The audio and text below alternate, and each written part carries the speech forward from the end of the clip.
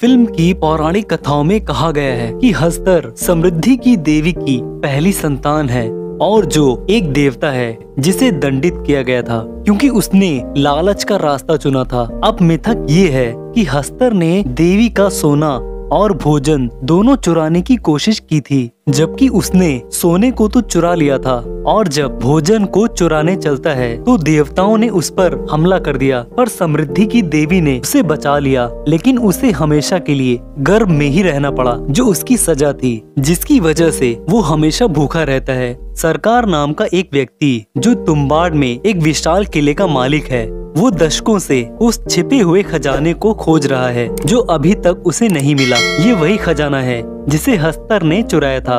विनायक की माँ 12 साल से उस किले की मालकिन है, क्योंकि उसे उम्मीद है कि हस्तर की मूर्ति के एक सोने का सिक्का उसे जरूर मिलेगा। सरकार की मौत हो जाती है और विनायक की माँ को किला विरासत के रूप में मिल जाता है। हालांकि वो तुम्बाड़ के साथ कुछ नहीं करना चाहती थी, उसे जो चाहिए था वो उसे मिल गया था, हस्तर की मूर्ति का सोने का सिक्का। उसे लगता है कि इससे उसे इतना पैसा मिल जाएगा जिससे दूसरे शहर में उसका गुजारा हो जाएगा। पर विनायक इस बात से सहमत नहीं था। उसे लगता है कि हवेली में छिपा सारा सोना वो पा सकता है, लेकिन किस्मत इतनी अच्छी नहीं थी। विनायक का छोटा भाई एक पेड़ से गिर जाता है, जिसकी वजह से उसकी मौत हो जाती है। विनायक की माँ अपने मरे बेटे को दफनाकर विनायक के साथ शहर को छोड़ देती हैं। वो विनायक से वादा लेती हैं कि वो अब तुम्बाड़ कभी नहीं लौटेगा। तुम्बाड़ में जिसे विनायक की माँ खाना खिलाती थी वो सरकार की दादी थी, पर आखिर वो जिंदा कैसे थी? खैर, उसकी बैक स्टोरी ये है कि जब वो छोटी थी तब उसे उस छिपे सोने के बारे में पता चला, जिसे वो पाने के लिए जाती है, पर हस्तर के काटने की वजह से उसे अनंत जीवन का श्राप लग गया था और फिर वो भी हस्तर की तरह हमेशा भूखी रहती है। पर जब कोई कहता है तो वो तुरंत सो जाती है। विनायक की माँ उसी सोने के सिक्के की आस में वर्षों से उस बूढ़ी औरत को खाना खिलाती है, पर विनायक और उसकी माँ शहर छोड़ देते हैं और उस बूढ़ी औरत को उसी घर में सड़ने के लिए छोड़ देते हैं, जहाँ वर्षों बीत जाने के बाद उसके शरीर को चीरकर एक पेड़ निकल आता है। पर वो मरती नहीं है, क्योंकि उसका श्राप ही उसे जिंदा रखता है। 15 साल बाद विनायक का लालच उस खजाने को पाने के लिए उसे तुम्बाड़ फिर से वापस लाता है। घर जाकर सबसे पहले वो अपनी दादी से मिलता है। विनायक की दादी विनायक से एक सौदा करती हैं कि अगर विनायक उसे आग से जला दे ताकि उसका श्राप खत्म हो जाए, जिसके बदले दादी खजाने की जगह बता देगी। विनायक जो लालच के जाल में फंस चुका था वो इस सौदे को मान जाता है और अपनी दादी से खजाने का राज जानकर दादी को आग लगाकर उनका श्राप खत्म कर देता है। विनायक खजाने की सारी जानकारियाँ मिलने के बाद वो सीधा सोने को पाने के लिए गर्भ के अंदर जाता है, पर उससे पहले विनायक हस्तर से बचने के लिए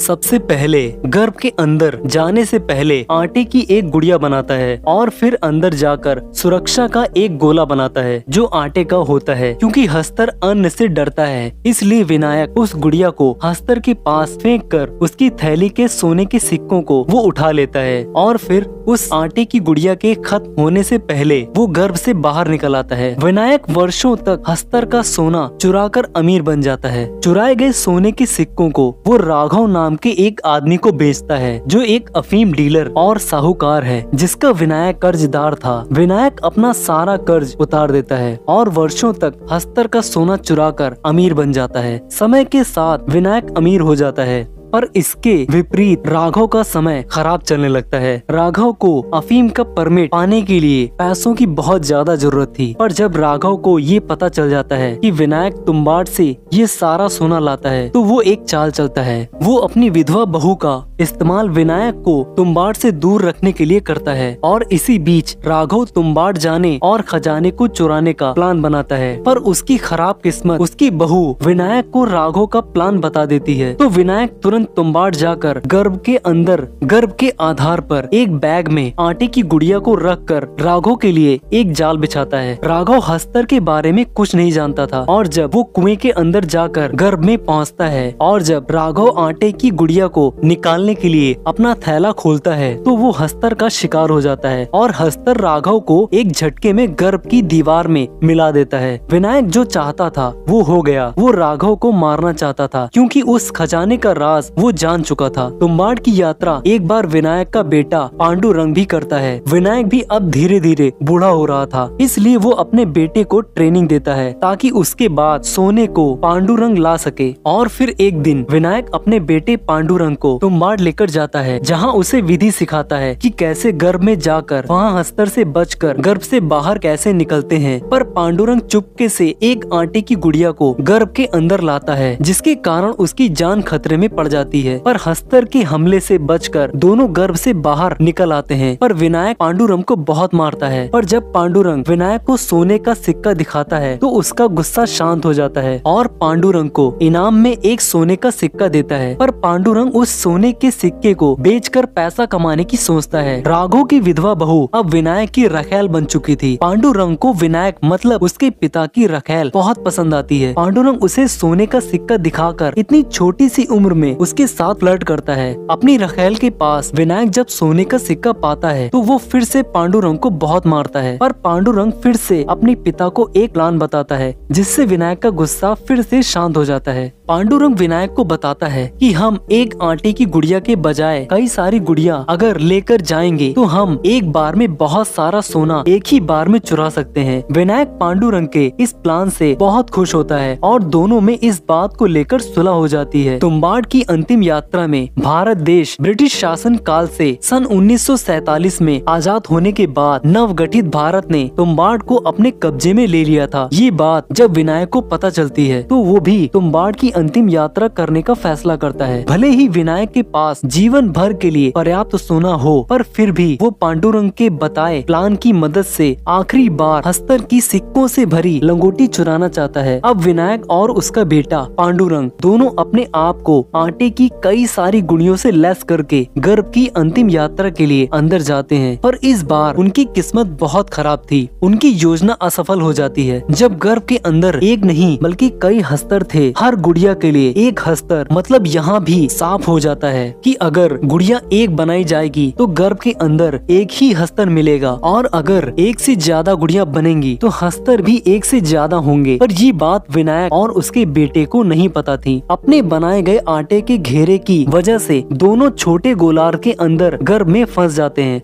अब हस्तर से बचने का एक ही रास्ता था जिसे विनायक ने चुना, मौत का रास्ता। वो अपने बेटे पांडुरंग को बचाने के लिए सारी गुड़ियों को अपने ऊपर बांध लेता है और बाहर निकल जाता है, जिसकी वजह से सारे हस्तर उसका पीछा करते हैं। और जैसे ही वो ऊपर निकलते हैं तो हैच के चारों ओर आटे का घेरा बने होने की वजह से सारे हस्तर मारे जाते हैं। इस दूसरे आटे के घेरे को भी विनायक ने ही बनाया था। यहीं से तुम्बाड़ के अंत का पता चलता है। हालांकि विनायक सोने से भरी लंगोटी उसके हाथ नहीं लगती है, लेकिन एक हस्तर के काटने की वजह से विनायक को भी श्राप लग गया था। विनायक पांडुरंग को सोना देता है, लेकिन पांडुरंग लालच के भयानक परिणाम को देखकर सोने को लेने से मना करता है। वो भी विनायक की खुशी के लिए पांडुरंग अंत में लालच और अभिशाप के चक्र को तोड़ देता है और विनायक को ये कहकर सुला देता है कि सो जा, नहीं तो हस्तर आ जाएगा, और अपने पिता को शाप से मुक्त कर देता है। अगर पांडुरंग ने सोने से भरी लंगोटी ले ली होती तो वो लालच के एक नए चक्र को शुरू कर देता, क्योंकि कोई पैसा कभी भी पर्याप्त नहीं रहता है। इसका अंत विनायक और पांडुरंग के द्वारा बड़ी कीमत चुकाने के साथ होता है। विनायक खुद को शापित करके और लालच को अपने परिवार से नीचे करके खुद इस दुनिया से चला जाता है। अब सवाल ये आता है कि क्या हस्तर मर गया? नहीं,